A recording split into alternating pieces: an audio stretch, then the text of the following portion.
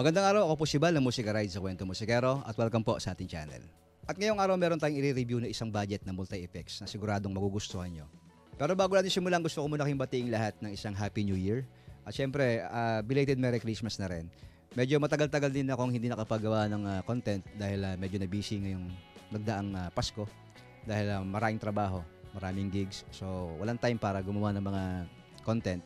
So, ngayong taon, simulan natin yung ating 2025 ng isang review para sa isang gadget or multi-effects na napaka-budget friendly lang na punong-puno ng features. At ito yung ating i-review ngayon, yung ating M-Wave Tank G. Yan. Gamit ko to ng buong December. Actually, nabili ko siya noong November. Then, ginamit ko na siya sa mga gigs. Tapos, ngayong buong December, na alam niyo naman, kapag mga gantong panahon, maraming mga events, ito yung ginamit ko na effects. Sinama ko lang siya dun sa aking mga analog na pedal. Then, napaka-reliable nito. Wala akong naging problema sa kanya itong mga nagdaan ng mga events namin nitong December. Ngayon, i-review natin ng konti lang itong ating Tank G. Simulan natin dun sa kanyang build o yung quality ng build niya. So, yung build ng ating Tank G ay metal casing ang ginamit nila hanggang ilalim. Naka-velcro yung akin dahil nakalagay ito sa pedal board ko. Yan. Pero ilalim niya at yung gilid ay puro metal. So, sturdy siya at medyo may kabigatan din. Then yung mga switches niya, ayan, may kalambutan naman. Hindi naman siya gaya ng mga nagamit kong ibang pedal na meron kang mararamdaman na kunat bago ma-activate yung pedal. So ito, malambot siya. Then punta muna tayo sa likod para makita nyo kung ano yung mga nandito. So meron tayo rito na USB port / interface kasi pwede mo siyang gamitin na interface sa mga PC or sa Mac. Then yung toggle switch niya para sa on and off. Yung ating out papuntang mixer or papuntang guitar amp. Then meron tayo rito na headphone out. Ito, nagko-connect ako rito kapag minsan nagka-practice or kapag meron akong gustong baguhin na tunog na hindi makakastorbo dun sa iba na miyembro ng banda. Dito lang ako nagko-connect. Then, meron tayo rito na auxiliary out. Pwede ka rin na mag-connect ng phone para sa recording or pwede ka rin naman mag-connect ng isang phone para sa gusto mong gumawa ng cover or mag-backing track or kapag nagka-practice, pwede rin yan. Dito ka magko-connect. Then, ito yung ating input para doon sa ating gitara. Then, dito, sa gilid niya, kapag in-open natin, yan, meron tayo yung logo ng M-Wave. Ayan siya. So, may added siya na kulay dito kapag naka-open yung ating pedal. Then, sa harapan niya, meron tayo ritong 4 na switches. Yung una, yung A natin is yung reverb, delay, yung modulation, at yung amp. Then, sa gilid niya, ito, meron tayo ritong XLR. Pwede mo siyang i-connect sa PA mo or sa mixer ng diretso. So, dito tayo sa taas, yung ating mga knobs. Yung ating unang knob ay para sa master volume natin o yung overall na volume ng ating pedal. Then, pangalawa naman natin, sunod ay yung ating IR cab. So, meron tayong pagpipilian dito. Meron siyang 1, 2, 3, 4, 5, 6, 7, at 8. Pero yung number 1 natin ay naka-off. So, mula number 2 lang, onwards yung ating pwedeng lagyan ng IR cab. Then, ang control naman ng ating reverb ay dito sa taas, yung dalawang magkasunod na knobs para sa ating reverb mix at yung reverb decay. So, dalawa lang yung control ng ating reverb. Dito, may mga types din ng reverb na pwede natin pagpilian. So, maririnig natin yan mamaya pagka tinest na natin. Then sa delay naman, meron din tayong dalawang control sa kanya, yung delay time at yung mix ng ating delay. Pagdating naman sa modulation, sa pangatlong pedal, meron din tayo ritong modulation speed at yung modulation effects. So meron dito mga types ng modulation na pagpipilian natin. Alam ko tatlo yata ito. Yung chorus, yung flanger, at yung tremolo yata yung, kung di ako nagkakamali. Kasi hindi ko masyadong ginagamit yung modulation nito. Then yung pangatlong pangatlong pedal natin, o yung amp na nakalagay, meron tayo rito mga control sa taas. Yung ating unang control, yung volume ng ating amp. Pangalawa, meron tayo ritong 3-way band. na EQ, yung bass, middle, at saka yung treble natin. Then yung gain, pwede natin control yung gain ng ating mapipili na amp. Tapos yung type ng amp, meron type tong 1, 2, 3, 4, 5, 6, 7, 8, and 9. So, siyam na type ng amp yung pwede nating pagpilian. Then, sa pinakadulo naman natin is yung ating noise gate. So, tulong din yan kung meron kang high output na amp na napili. Halimbawa, yung distortion. So, alam natin na medyo maiingay yung distortion. At depende pa rin sa gitarang ginagamit mo. Gaya nung gamit ko, yung Strat, medyo maingay yung single coil. Kaya minsan, kailangan gamitin natin ng noise gate. Pero hindi naman ako gumagamit madalas nito ng masyadong mataas kasi nag-suffer naman yung sustain naman ng tunog. So, alalay lang din sa paggamit ng noise gate. Then, yung ibang feature ng ating Tank G, open muna natin. Kapag binuksan natin yan, iilaw silang lahat. Ayan. Tapos, itong 1, dahil itong ating Tank G ay may dalawang mode, ito yung preset mode na tinatawag nila. So, sa A, B, C, and D ay may iba't ibang mga preset na nakalagay. So, pwede tayo mamili dyan ng, kasi meron tayong bank na tinatawag. Yan, yung bank natin, pwede dito sa kabila. Yan. Bali, backward siya. From 9 to 1 naman siya. Pag dito sa kabila, yan, 1 hanggang 9. So, 2, 3, 4, 5, 6, 7, 8, 9. Balik sa 1. Ganun din naman sa kabila. 1, 9, 2, hanggang makabalik ka ng 1. Yun. So, sa isang bank, halimbawa itong bank 1 ay merong 4 na preset. So marami kang tunog na pwedeng gawin dito. Kung mahilig kang mag-edit ng mga presets, kung gusto mo ng iba't ibang tunog, so magagawa mo rito sa Tank G. So itong ating Tank G ay meron ding built-in na tuner. So malaking bagay 'yon para hindi mo na kailangan ng tuner na inilalagay sa mga gitara. Kung ito yung gagamitin mo, subukan ko naman siya. Accurate naman yung tuning niya. So, para ma-activate natin yon, kailangan lang natin na i-press down itong B and C na magkasabay. Yan. At lalabas yung ating tuner dito. So, mamaya tetest natin yung ating tuner kapag nakakabit na yung gitara natin. So, para naman mag-exit dun sa ating tuner, kailangan mo lang i-press ulit yung B and C ng sabay. Yan. So, balik na tayo sa ating preset mode. So, para mapuntahan natin yung ating live mode, kailangan na natin i-press itong B and C ng mabilis. Yan. Makikita nyo may L. Ibig sabihin niya, nandun na tayo sa live mode. Mamaya pakikita ko sa inyo yung difference at kung paano talaga siya gamitin. Sa live mode, pwede mong i-activate lahat ng mga effects. Yung reverb, delay, modulation, yung amp ng sabay-sabay. At dito ka rin pwede mag-edit at mag-save ng isang preset dito sa ating live mode. So, balik tayo sa ating preset mode muna. Meron pa itong isang feature, itong ating Tank G.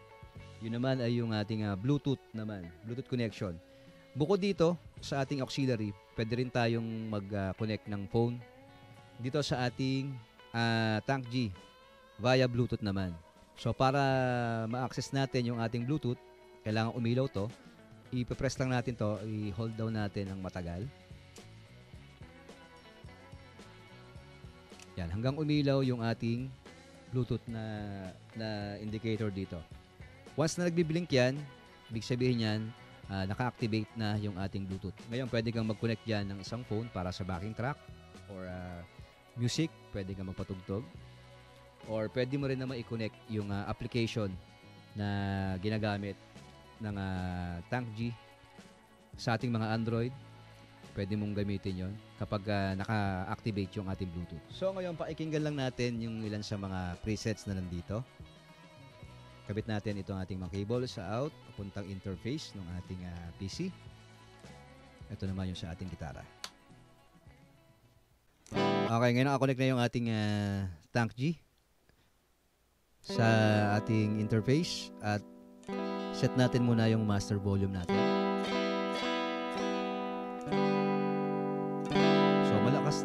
mataas din yung headroom nitong ating tank G. Ito yung maximum. Naka 12 o'clock lang ako dun sa ating interface. Okay, unahin natin yung feature o yung tuner nitong ating tank G. So, hold down lang natin yung ating BNC ng sabay. Papasok tayo sa ating tuner. So, para makita natin na nakatono yung ating gitara, kailangan ito lang yung umiilaw yung nasa gitna. So, yung mga ilaw sa baba o dito sa kaliwa, yan. Ibig sabihin naka-flat yung ating tono. Pagka naman tumaas, yan, dito naman, sharp naman. So, para malaman natin na nakatono yung gitara natin, kailangan nasa gitna tayo.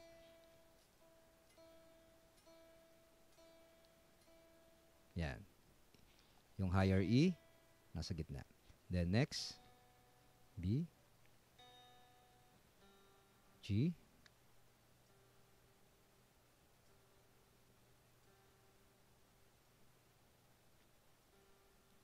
then D, A,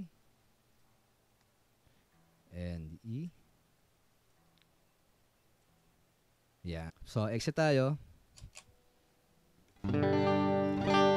So, ito yung dry sound natin na walang kahit anong effects. Ito yung tunog ng aking strat. Nasa middle position lang ako. Ito yung ating neck position. Then yung bridge.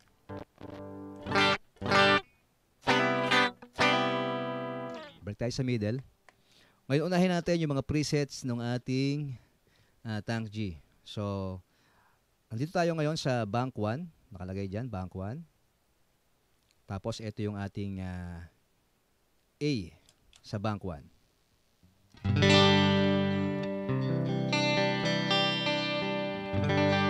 So makikita natin yung mga effects na naka-activate sa isang preset dito sa taas. So makikita natin dito kung ano yung nakailaw. Ayun yung laman ng ating preset. Nakailaw yung ating reverb. Yan. Ibig sabihin, yung preset na to ay may lamang reverb. Yan. Then nakailaw din yung amp. Yan. Nakailaw yung amp. So dalawa lang yung laman ng ating 1A. Bank 1A. Okay? So, ayan lang yung laman niya.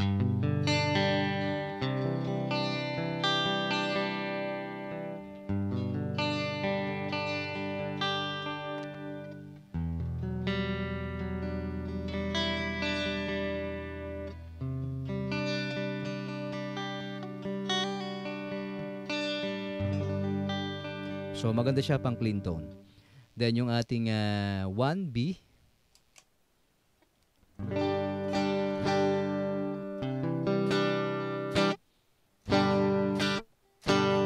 So, walang laman yung ating 1B.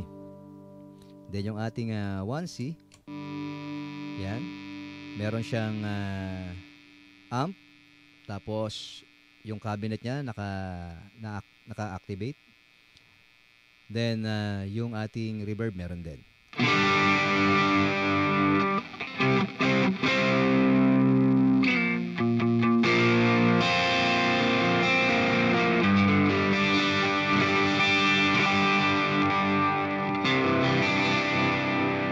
Yan yung ating 1C.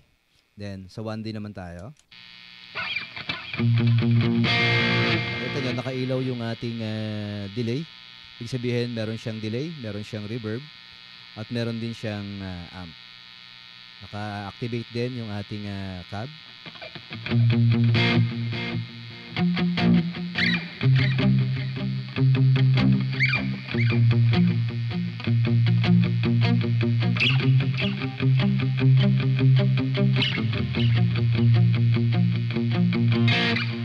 Yan, punta naman tayo sa kasunod na bank o yung ating bank 2.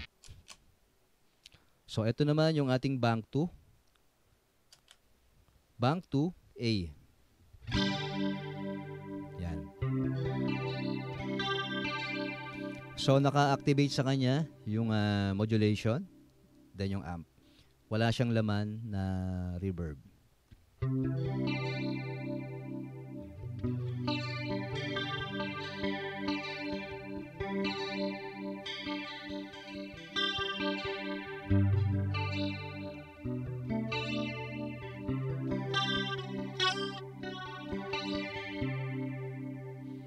puntahan naman natin yung ating 2B. Clean tone lang din siya na may reverb. Then yung ating 2C.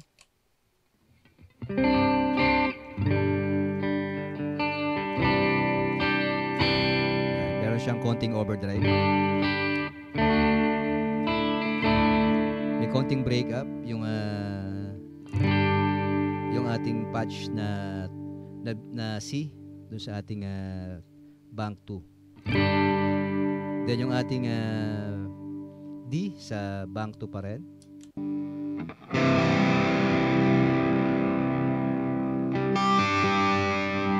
Naka-activate naman yung kanyang modulation, pati yung reverb, pati yung IR cab.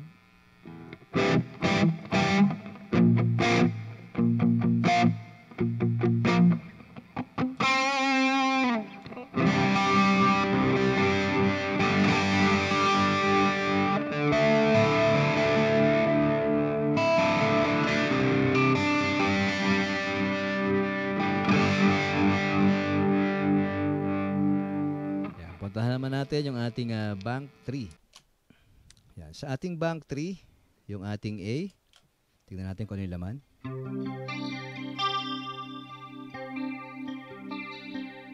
So, naka-activate yung modulation natin. Yung IR cab at yung amp.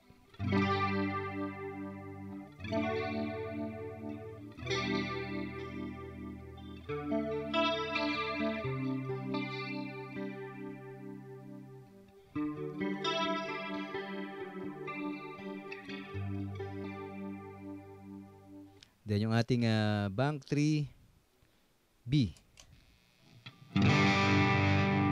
Ito medyo matapang ng konti yung overdrive.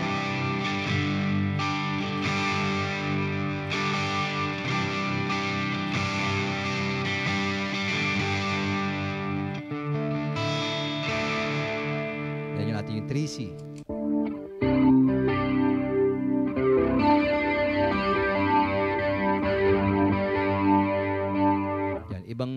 Ibang amp naman yung ginamit, then naglagay ng modulation at ng IR cab. Then yung atin namang 3D.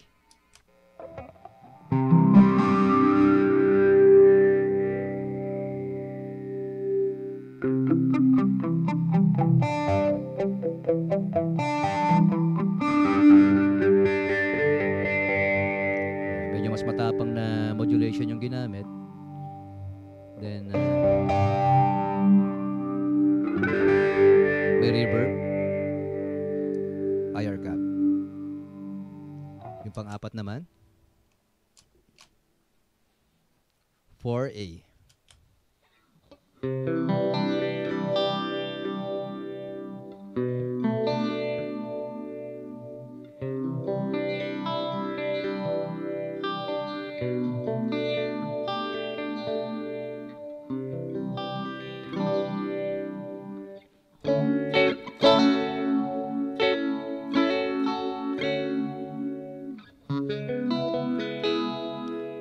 Punta naman natin yung ating bank 4B.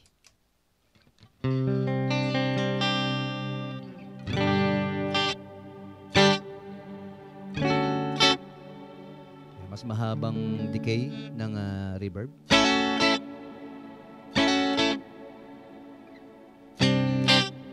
Naka-clean tone lang siya pero mahaba yung decay ng reverb niya. Then yung ating 4C.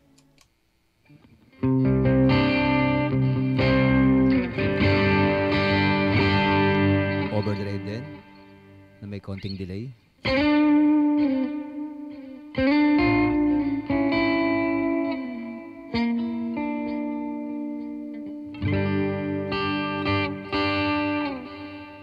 Yan. 4D.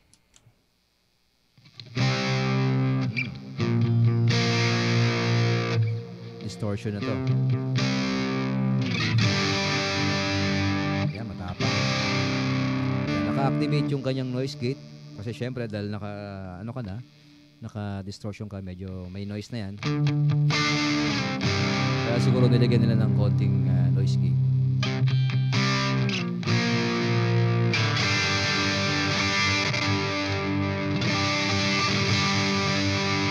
Then, puntahan natin yung ating sunod na bank.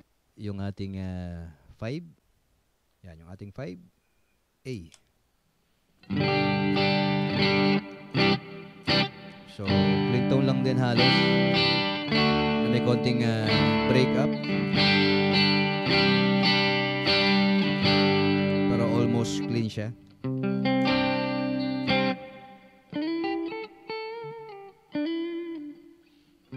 Tapos meron siyang reverb. Then yung ating 5B.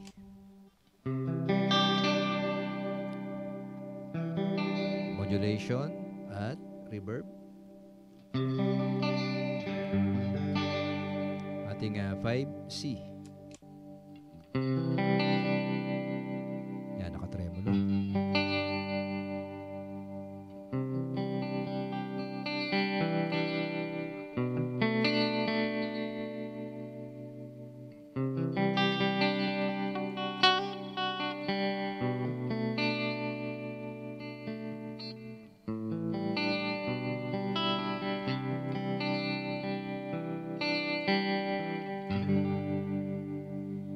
Ating 5D.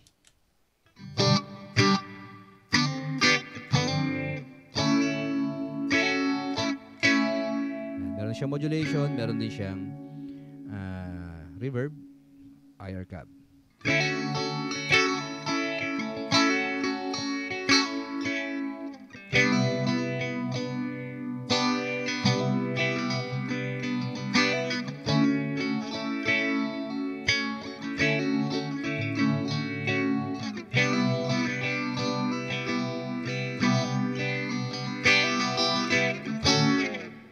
Ayan. So, yan yung ilan sa mga presets na meron dito sa ating Tang G. At marami pa yan hanggang Bank 9. So, napakarami mong pagpipilian na mga tunog doon sa ating mga presets na nakalagay. Kaya lang, para sa akin, sa dami ng mga presets na yon, halos clean tone lang talaga yung nagustuhan ko. Hindi ko gusto yung mga drive o yung mga amp na nandito at saka yung cabinet. So, naglagay ako, syempre, ng mga, nagload ako rito. Dahil pwede tayo magload dito ng mga pack natin, yung mga IR pack at yung mga amp natin. At pero sa susunod natin yung pag-uusapan. Tapos mamimigay din tayo sa inyo. Nung libre lang, bibigay ko sa inyo yung aking mga ginagamit. Actually, binili ko siya, pero para lang makatulong dun sa iba, syempre, bigay na natin ng libre. At saka nyo na, siguro sa susunod na video natin, pag-usapan yan.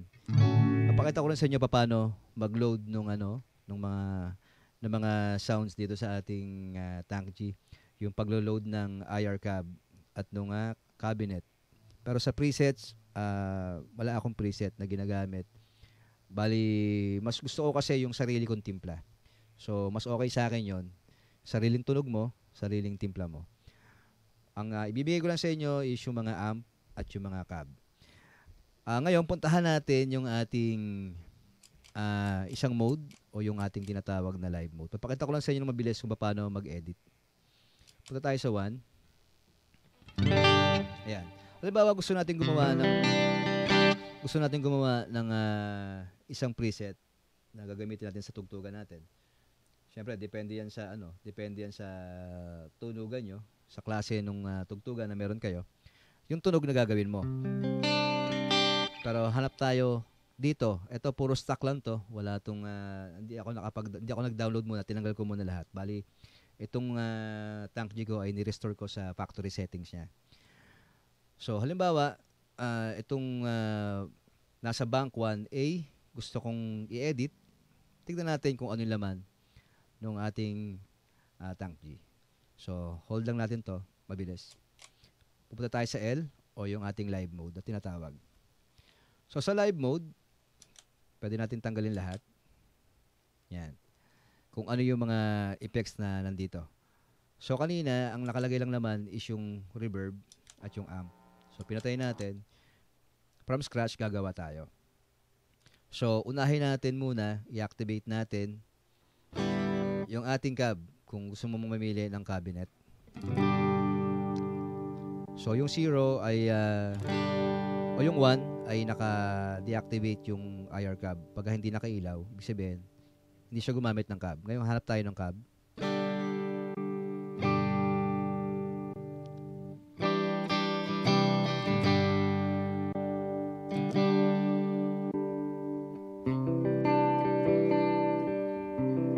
Ito medyo ngongo.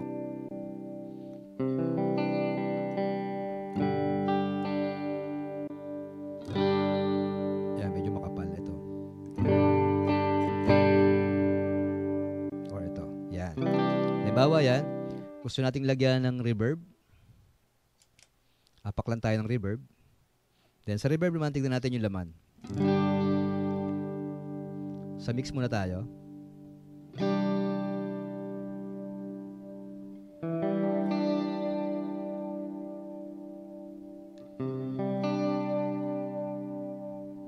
Mga 3 o'clock.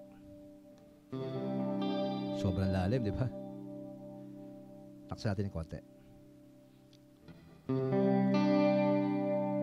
Lagay natin sa mga 11 or 10 o'clock. Then, yung ating decay.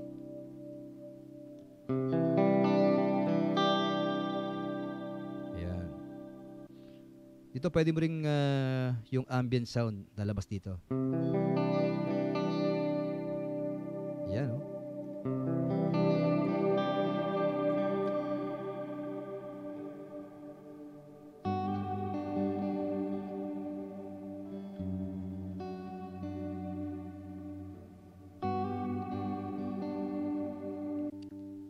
Subukan pa natin dito.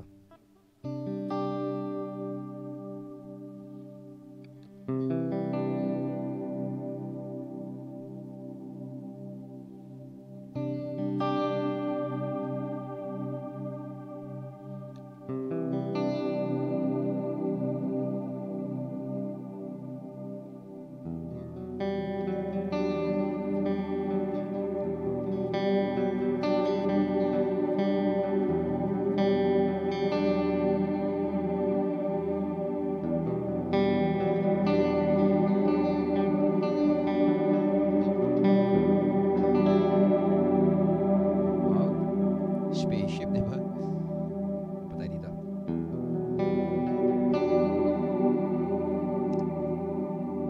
Dito naman tayo sa isang type ng reverb. Yan.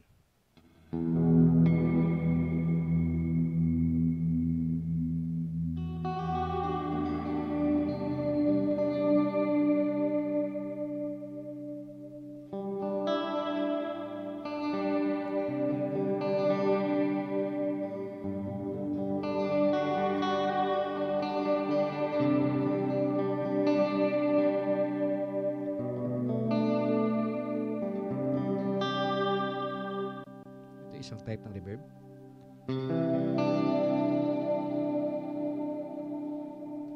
So, ayun yung iba't ibang types ng reverb na nandito. Ngayon, dun tayo sa usable naman na ano. Usable lang na yung nagagamit lang sa tugtugan. Iba natin konti.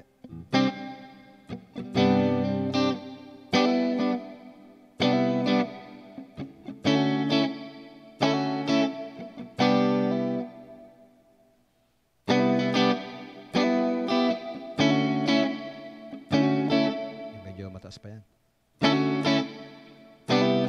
Okay. Lagyan natin ng modulation.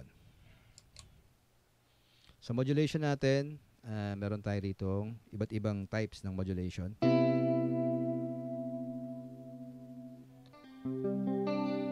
Chorus.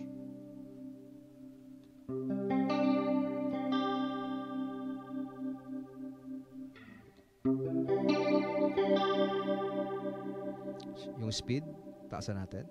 Hindi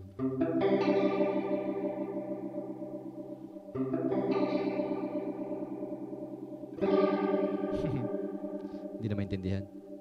Dito lang tayo.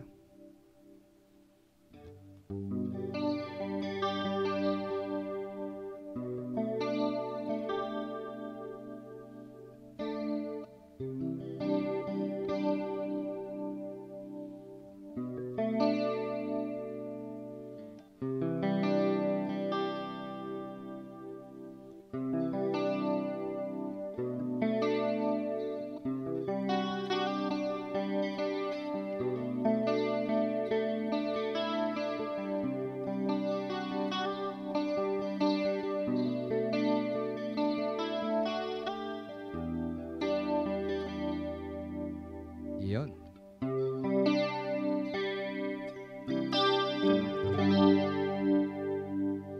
Okay.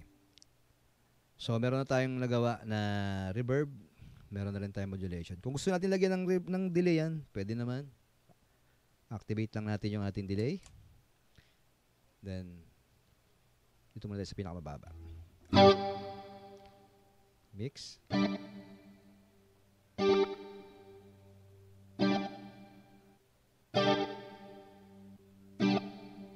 Then, yung ating time.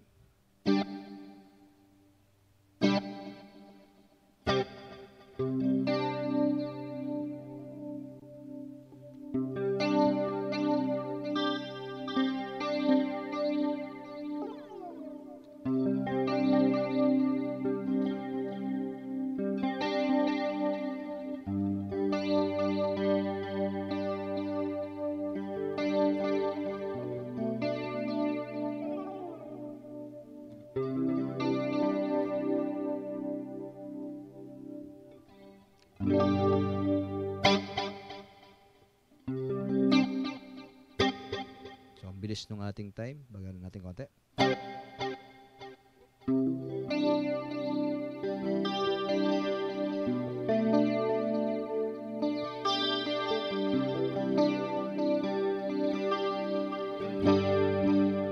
Okay. So, meron na tayong reverb, delay, and modulation.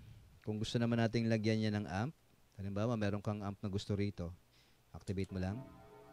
Pili tayo ng amp.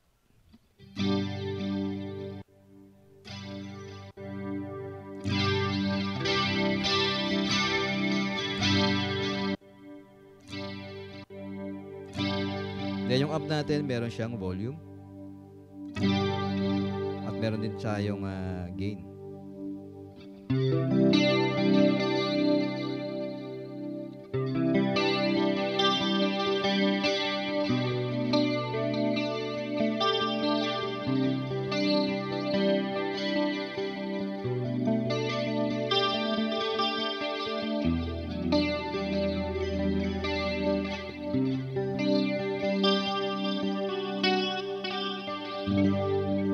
Then, pwede natin timplahin yung ating EQ, yung ating amp. Konting low. Then, yung middle. Bawas tayo ng konting high.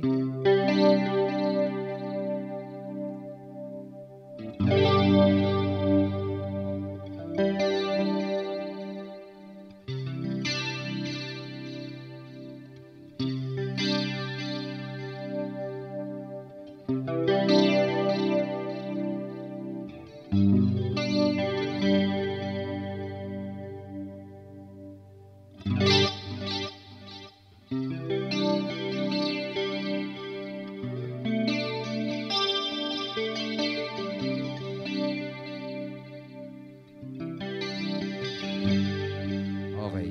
Halimbawa, ito na yung gusto mong gawin na isang patch o preset. Pwede natin yung isave kung saan natin trip isave yan. Halimbawa, kanina nag-activate tayo nung 1, di ba? Tapos mula dun sa 1 na yon, nag-edit tayo ng ating mga tunog. So, kapag gusto na natin yan na i-save, pwede natin yan i-save dito sa 1 natin. Yan. Or kung gusto naman natin, dito sa 2. At ganun lang, pwede mong gawin yan. So, pwede mong gawin yan dito sa 4 na, na section ng ating bank. Yung A, B, C, and D. So, dahil nga yung 1 yung ating paglalagyan, nitong ating inedit, dito tayo sa 1. Mag-save. So, once na nag-exit tayo dito sa ating live mode, andito na yung ating tunog.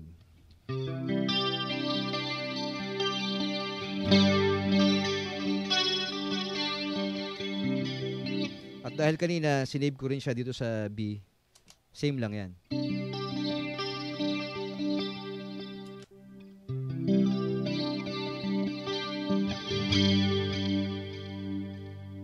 So halimbawa naman, gusto natin itong copyhin dahil pwede rin tayo mag-copy ng mga patch o yung preset sa iba't ibang mga bank. Halimbawa, gusto ko ito ilipat dito.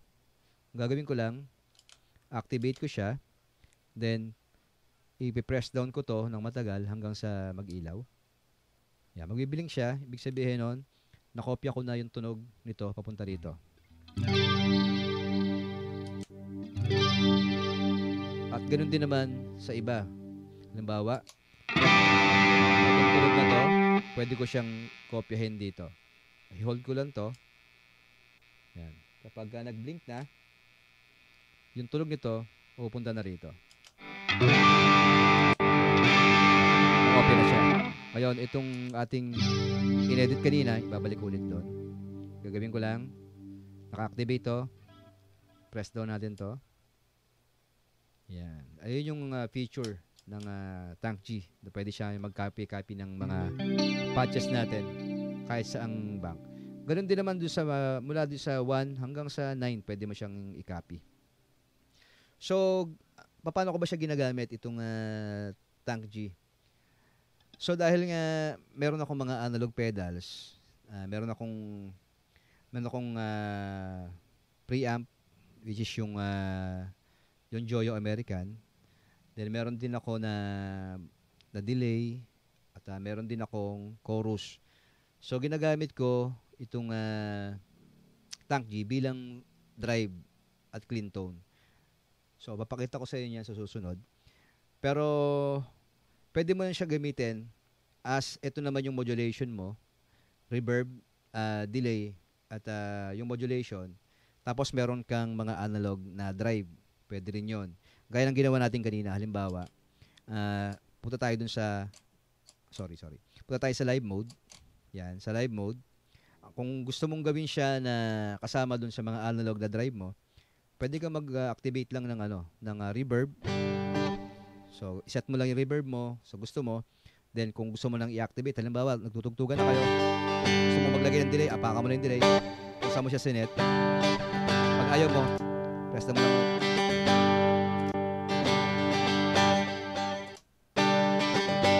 Gusto mong i-activate yung modulation mo habang tumutugtog ka. Yan, halimbawa, nasa clean ka. Tapos, pupunta ka na sa drive. Pwede mo nang apakan yung drive, yung pedal mo. Then, deactivate mo yung modulation. So, ganun yung isang gamit ko sa kanya. So, yung amp naman, pwede ko rin gamitin to kasi kung may preamp ka na maganda yung tunog, yun na rin yung gagamit yung pinaka-bass mo na tunog. Halimbawa, meron kang gusto mo tong preamp na to, o yung yung amp na to. So, yun yung magiging bass na tunog mo. Then, magle-layer ka na lang ng mga tunog. So, papatong mo dyan yung drive mo, yung kung meron kang analog pedal na overdrive, distortion, kung ano-ano pa. Then, meron ka ritong modulation, reverb, delay, tsaka yung mod natin. Pwede ka mamili yung phaser, yung tremolo, or yung chorus. Pero sa tugtugan namin, most of the time, chorus lang yung ginagamit namin. O yung ginagamit ko pala. Kasi yung type naman ng tugtugan ko is parang mostly mga classic, mga ballad, yun. So mas madalas ako sa chorus. Yun ang ginagamit ko. So halimbawa, ito yung isang paggamit ko sa kanya. Ito yung aking main na tunog. Ito yung clean tone ko. Pwede rin ako mamili ng cab. O yan. Halimbawa, ito na yung main tunog ko. Then meron akong mga drive dito sa baba. Meron akong isang overdrive, tapos meron akong isang crunch or isa pang distortion or isa pang booster. Or ikaw na bahala kung anong trip mo sa tugtugan na ginagawa nyo. Basta ito yung main na tunog ko. Pagka gusto mong lagyan ng reverb,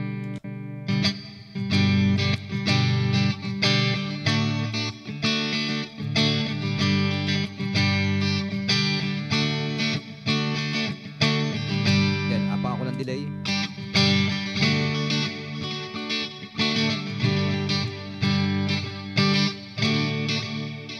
Yun. Then, ganun na rin. Kung gusto mo maglagay ng modulation or ng chorus, ganun lang ginagawa ko. Apak lang ako.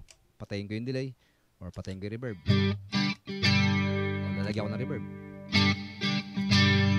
Yun. So, yun yung yun yung main na paggamit ko sa kanya.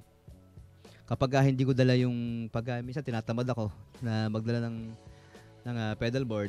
Kasi, syempre, mas mabigat. Minsan nagmumotor lang kasi ako pag nasa gig, pag wala akong sasakyan. Nagmumotor lang ako, ito yung dala ko, ilalagay ko lang sa bag. Pwede na may sineset ako na mga presets, may mga ginagawa akong mga patches. Naglalagay ako ng clean tone dito, tapos overdrive, yung pan-solo ko. Then yung halimbawa, dito yung clean, maglalagay ako ng clean. Tapos maglalagay ako ng chorus dito na patch. Then overdrive, solo.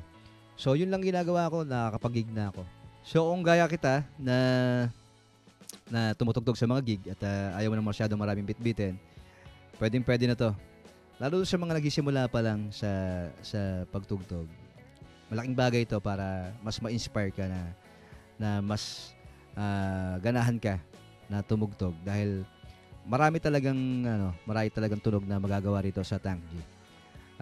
Sa paggamit ko sa kanya, napaka-reliable nga gaya ng sabi ko.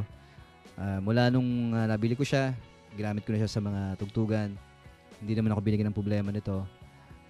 Nakasurvive naman yung mga tugtog ko na ito lang yung gamit ko. Minsan hinahalo ko dun sa pedal board ko. Depende sa mood ko syempre. Kung minsan tinatamad ako na magbit-bit ng pedal board, lalagay ko lang to sa bag. Yun na, tugtugan na. Ayan, pero gaya syempre ng ibang mga pedals, mahal man yan o mura, meron din yung mga hindi mo magugustuhan. Yung mga cons naman. Sa akin, ang napansin ko lang yung switch between patches mula rito sa A, B, C, and D, meron siyang gap. Halata eh. Kahit anong gawin ko minsan na paglipat, halimbawa nasa clean tone ako, punta ako ng drive, halatang halata mo yung cut. Walang hindi gaya nung naka-analog ka or sa ibang multi-effects na kapag nag-switch ka mula sa isang patch papunta sa isa, hindi mo mahalata na lumipat ka ng patch. Dito sa Tank G, hindi ko alam kung baka magawan pala ng remedyo sa susunod na mga update ng software nila. Baka ma-remedyohan pa yon. Yun lang naman ang magiging problema mo rito, yung paglipat mo ng mga patch. Talagang halatang halata siya. So, para sa akin, yun lang naman. Bukod doon, wala naman ako reklamo nito dahil mura lang naman din to.